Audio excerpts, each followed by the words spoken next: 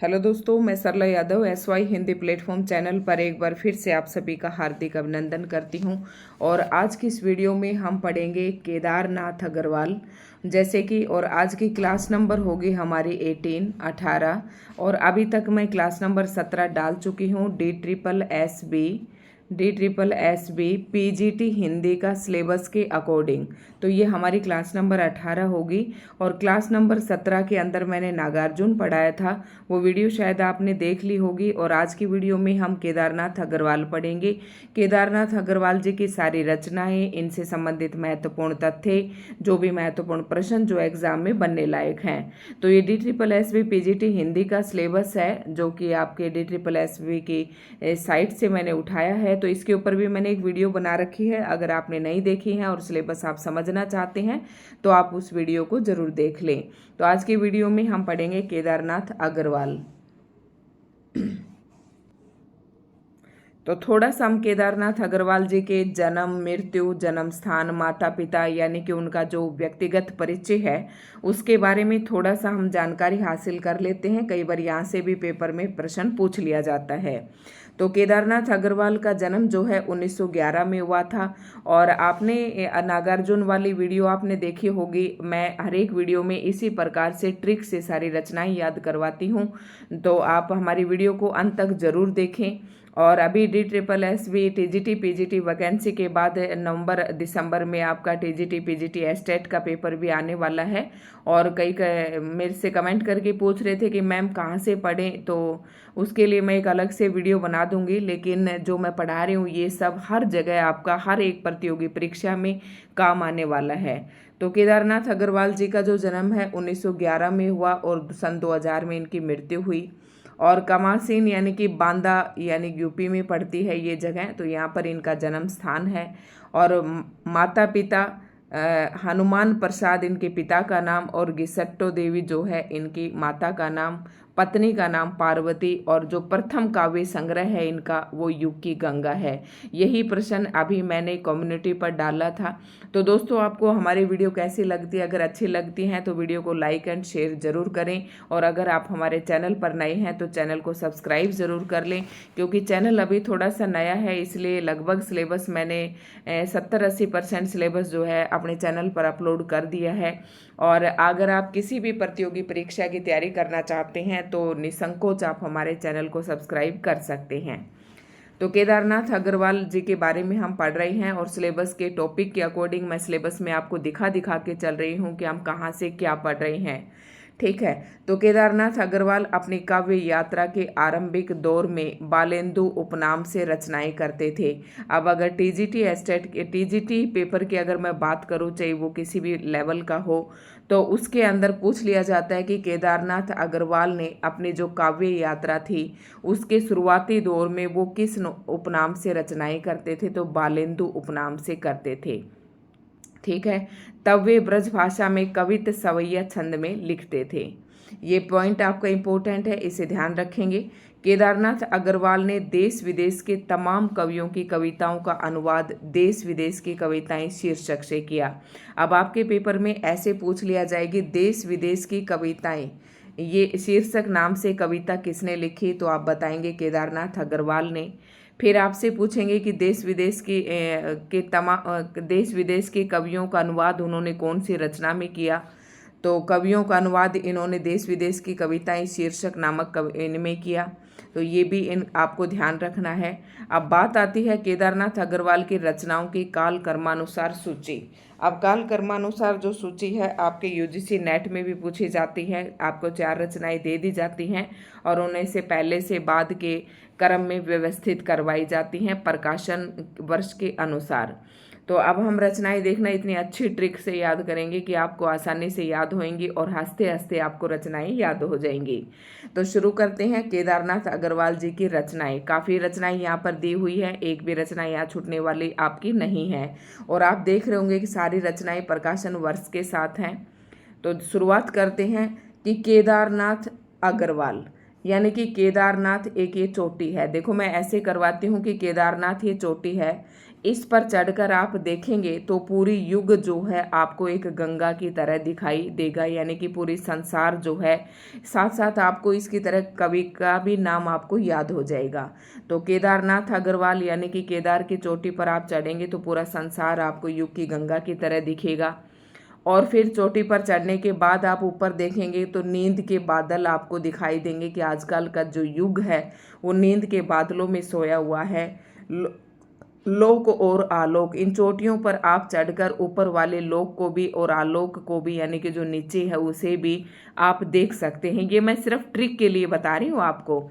यानी कि केदारनाथ अग्रवाल की चोटियों पर अगर आप चढ़ के देखेंगे तो पूरी युग की गंगा आपको दिखाई देगी। फिर नींद के बादल होंगे वहाँ पर, और नींद के बादल यानी कि उन चोटियों पर चढ़कर आप लोक और आलोक दोनों को देख सकते हैं। फूल नहीं रंग बोलते हैं। और आप जब लोक और आलोक को देखेंगे, जब लोक, मैं शुरू से आपको बताती हूँ, युग की गंगा, आजकल के जो युग है वो पूरा जो है नींद के बादलों में सोया हुआ है, और नींद के बादलों में सोकर वो लोक और आलोक को देखता है। ठीक है, लोक और आलोक को देखता है तो उसे ऐसा दिखाई देता है जैसे फूल नहीं रंग बोलते हैं। ठीक है, फूल नहीं रंग बोलते हैं। और वो रंग कैसा है? लाल है। आप 1 मिनट के लिए ट्रिक बना ले, आग का आईना, जब आग को आप आईने में देखेंगे तो वो भी आपको लाल रंग की दहकती हुई सी दिखाई देगी। आग का आईना, जिस प्रकार से फूल नहीं रंग बोलते हैं उसी प्रकार आग का आईना। याद कैसे करेंगे? युग की गंगा, अगर युग की गंगा को देखें तो आजकल सारा युग नींद के बादलों में सोया हुआ है और नींद में लोक और आलोक के दर्शन करता है, और उस दर्शन में फूल नहीं रंग बोलते हैं। और रंग कैसे दिखते हैं? आग के आईने की तरह दिखते हैं। और गुल मेहंदी, यानी कि एक तरफ मेहंदी और एक तरफ आग, देखो दोनों, ठीक है, दोनों को आपको याद रखना है, गुल मेहंदी और आग, ये दोनों ऐसे दिखते हैं जैसे पंख और पतवार हो। पंख और पतवार, बम्बई का रक्त स्नान। ठीक है, पंख और पतवार ने क्या कर रखा है? बम्बई का रक्त स्नान। हे मेरी तुम, हे मेरी तुम। फिर उसके बाद ये दोनों रचनाएं हैं। पहले आप 8 याद कर ले कि युग की गंगा, आजकल जो युग है वो नींद के बादलों में सोया हुआ है और नींद में लोक और आलोक को देख रहा है। और नींद में लोक और आलोक को देखता है तो फूल नहीं उनके रंग बोलते हैं।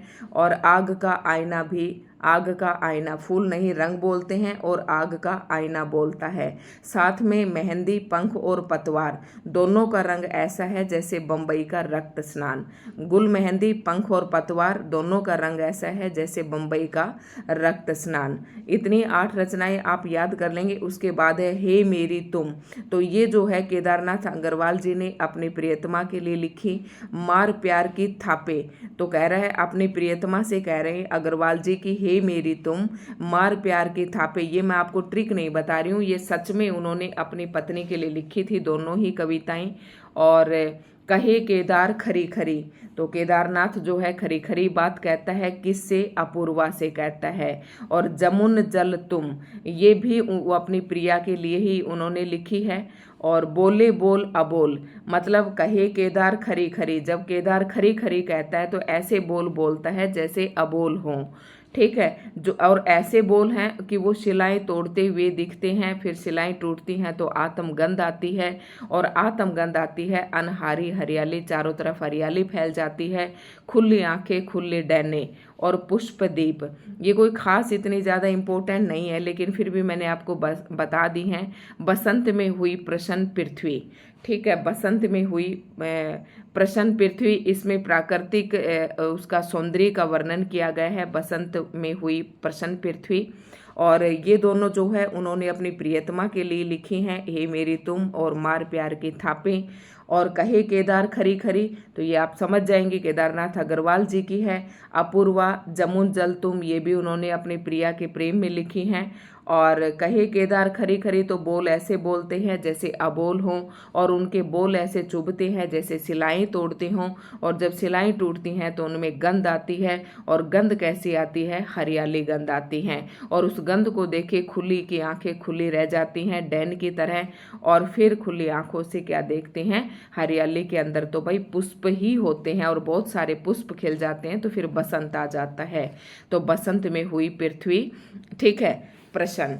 तो ये इनकी कविताएं हैं, शायद आपको सभी याद हो गई होंगी। अगर आपको हमारी ट्रिक अच्छी लगे तो वीडियो को लाइक एंड शेयर ज़रूर करें और कमेंट करके बताएं कि आपको ये वीडियो कैसी लगी। अब हम कुछ एक प्रश्न ऐसे पढ़ने वाले हैं जो केदारनाथ जी से और उनकी रचनाओं से संबंधित प्रश्न पूछे जाते हैं। तो प्रगतिवादी कवियों में केदारनाथ अग्रवाल का नाम विशेष उल्लेखनीय है। अब आपको मैंने प्रगतिवादी जो कवि हैं पिछली वीडियो में भी बताया था और अभी भी मैं दिखा देती हूँ कि नागार्जुन और केदारनाथ अग्रवाल की अगर हम बात करें तो दोनों ही कवि जो हैं प्रगतिवादी कवि हैं। अब प्रगतिवाद कहाँ से आया? अगर आधुनिक काल को हम गद्य और पद्य के लिहाज से जब दो भागों में बांट लेते हैं तो गद्य के अंतर्गत हमारे कहानी, नाटक, उपन्यास, निबंध इत्यादि आ जाते हैं और पद्य के अंतर्गत भारतेंदु युग, फिर द्विवेदी युग, छायावादी युग और फिर प्रगतिवाद और प्रगतिवाद के बाद प्रयोगवाद, इस तरीके से हम इनको बांटते हैं। तो जो दोनों कवि हैं नागार्जुन और केदारनाथ अग्रवाल, ये दोनों ही कवि प्रगतिवादी कवि हैं। तो नागार्जुन पर हम वीडियो डाल चुके हैं और आज हम पढ़ा रहे हैं केदारनाथ अग्रवाल और फिर अगली वीडियो हम लेकर आएंगे त्रिलोचन। ठीक है, तो इस तरीके से ये प्रगतिवादी कवि थे। कई बार आपसे सीधे तौर पर भी प्रश्न पूछ लिया जाता है। तो केदारनाथ अग्रवाल का नाम विशेष उल्लेखनीय है और केदारनाथ अग्रवाल की रचनाएं रूसी, जर्मनी, अंग्रेजी, चेक आदि भाषाओं में अनुदित होकर विश्व सम्मान की अधिकारिणी बनी है। मतलब केदारनाथ जी की जो रचनाएं हैं, कविताएं हैं, उनको इतनी अधिक प्रसिद्धि मिली, इतनी अधिक फेमस हुई, प्रसिद्ध हुई कि रूसी, जर्मनी और अंग्रेजी भाषा में भी इनका अनुवाद किया गया और फिर ये विश्व सम्मान की अधिकारिणी बनी। अगला पॉइंट है, केदारनाथ अग्रवाल को केन नदी के किनारे घंटों एकांत में बैठकर देखना, उसकी कल कल ध्वनि को सुनना और उसमें खो जाना बेहद प्रिय था। अतः केदार जी को केन का कवि भी कहा जाता है। अब आपसे पूछ ले कि केन का कवि किसे कहा जाता है, तो केन का कवि केदारनाथ को कहा जाता है, क्योंकि केदारनाथ अग्रवाल जो थे वो केन नदी के किनारे घंटों एकांत में बैठते थे, उस नदी की कल कल की ध्वनियाँ सुनते थे और उसमें बिल्कुल खो जाते थे, क्योंकि उन्हें वो नदी बहुत प्यारी थी। तो इन्हें केन का कवि भी कहा जाता है। केन का कवि मतलब केदार, कैसे आपको याद भी रहेगा। केदार ने युग की गंगा में विषम अर्थव्यवस्था का यथार्थ चित्र खींचा है। तो जो आजकल हमारी विषम अर्थव्यवस्था है, गरीब गरीब होता जा रहा है, अमीर अमीर होता जा रहा है, तो इस अर्थव्यवस्था का जो यथार्थ चित्र खींचा है उन्होंने, वो उनकी रचना है युग की गंगा। यानी कि आज की जो कहने को तो दुनिया बहुत ही पवित्र बनी हुई है गंगा की तरह, लेकिन युग का वास्तविक दर्शन इस कविता के अंदर केदारनाथ अग्रवाल जी ने करवाया है। ठीक है, तो जिन समस्याओं को प्रेमचंद ने अपने कथा साहित्य में अंकित किया है, उन्हीं समस्याओं को केदारनाथ अग्रवाल ने अपनी कविताओं में चित्रित किया है। तो आप इसे एक बात ये समझेंगे कि केदारनाथ अग्रवाल जी का नाम जब प्रेमचंद जी के साथ लिया तो प्रेमचंद जी ने अपने अपने गद्य के अंतर्गत या अपने गद्य साहित्य जितना भी लिखा, उपन्यास और कहानियाँ, उन्होंने क्या किया कि यथार्थ का चित्रण किया है। उसमें यथार्थ का मतलब है कि समाज में जो कुछ उस समय घटित हो रहा था वो एज इट इज उन्होंने जो का त्यों अपनी रचनाओं में प्रस्तुत किया। ठीक है, कोई उसमें कल्पना का समावेश नहीं किया। और उसी प्रकार का कुछ कविताएं लिखी केदारनाथ अग्रवाल ने भी, जैसा कि यथार्थ का चित्रण केदारनाथ अग्रवाल ने भी अपनी कविताओं में चित्रित किया। ठीक है, अमेरिकी साम्राज्यवाद का मुकाबला करने वाले वियतनाम पर केदारनाथ जी ने कविताएं लिखी। तो अमेरिकी साम्राज्य के बराबर, यानी कि वियतनाम आपको पता है एक देश का नाम है, और ये देश अपने साम्राज्य के विस्तार में किसका मुकाबला कर रहा है? अमेरिका का। तो इसके ऊपर भी, इस मुकाबले पर भी केदारनाथ जी ने क्या लिखी? कविताएं लिखी। कहे केदार खरी खरी, तो इन्होंने डॉलर के खतरे के प्रति भारतीय राजनेताओं को आगाह किया है। तो कहे केदार खरी खरी, ये कविता अभी मैंने पीछे बताई थी आपको। बसंत में प्रसन्न हुई पृथ्वी, कविता में केदार जी प्राकृतिक सौंदर्य में सहृदयता से तल्लीन हुए हैं। इसमें उनकी मिट्टी के साथ जुड़ने की तल्लीनता दिखाई देती है, वह अद्वितीय एवं असराहनीय है। तो जो बसंत में प्रसन्न हुई पृथ्वी कविता के अंतर्गत जो केदारनाथ अग्रवाल जी हैं, इसमें उन्होंने ये दिखाया कि वो किस तरह से अपने मिट्टी के साथ जुड़े हुए हैं। हे मेरी तुम और जमुन जल तुम कविता संग्रह केदार जी ने अपनी पत्नी की याद में लिखी। तो इस तरीके से आप अपने नोट्स बनाए, 1 2 3 4 5 ऐसे करके इनके सामने रचनाएं लिखिए। और जैसे कि ये मैं बता रही हूँ कि इसका विषय वस्तु क्या है, वो इसके कविता के आगे ही आप लिख कर छोड़ दे सन के बाद। तो इस तरीके से एकदम परफेक्ट आपके नोट्स बन जाएंगे। केदारनाथ अग्रवाल को अपूर्वा काव्य संकलन के लिए 1986 ईस्वी में का साहित्य अकादमी पुरस्कार प्राप्त हुआ। वेरी मोस्ट इम्पोर्टेंट प्रश्न है। अब प्रश्न ये पूछा जाता है कि केदारनाथ अग्रवाल जी को साहित्य अकादमी पुरस्कार किस काव्य संकलन पर मिला? तो अपूर्वा काव्य संकलन पर मिला। और कब मिला? 1986 में मिला। एक लास्ट पॉइंट है, फूल नहीं रंग बोलते हैं के लिए केदारनाथ जी को सोवियत लैंड पुरस्कार दिया गया।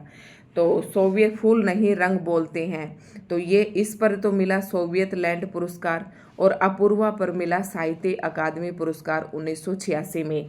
अगर आप ये जानना चाहते हैं कि सारे साहित्य अकादमी पुरस्कार शुरू से लेकर अंत तक, तो वो पुरस्कार के ऊपर भी मैंने साहित्य अकादमी पुरस्कार पर एक वीडियो बना रखी है। आप हमारे चैनल पर जाएं, चैनल की विजिट जरूर करें और वहाँ से आप सारे पुरस्कार एक ही जगह पर याद कर सकते हैं। तो आज की वीडियो में इतना ही था दोस्तों। आपको वीडियो अच्छी लगी हो तो लाइक एंड शेयर करें और इसी प्रकार की वीडियो पाने के लिए आप हमारे चैनल से जुड़े रहें। चैनल को सब्सक्राइब करें, बेल आइकन को प्रेस कर लें ताकि हर एक नोटिफिकेशन आप तक पहुंच सके। तो आज की वीडियो में दोस्तों इतना ही था।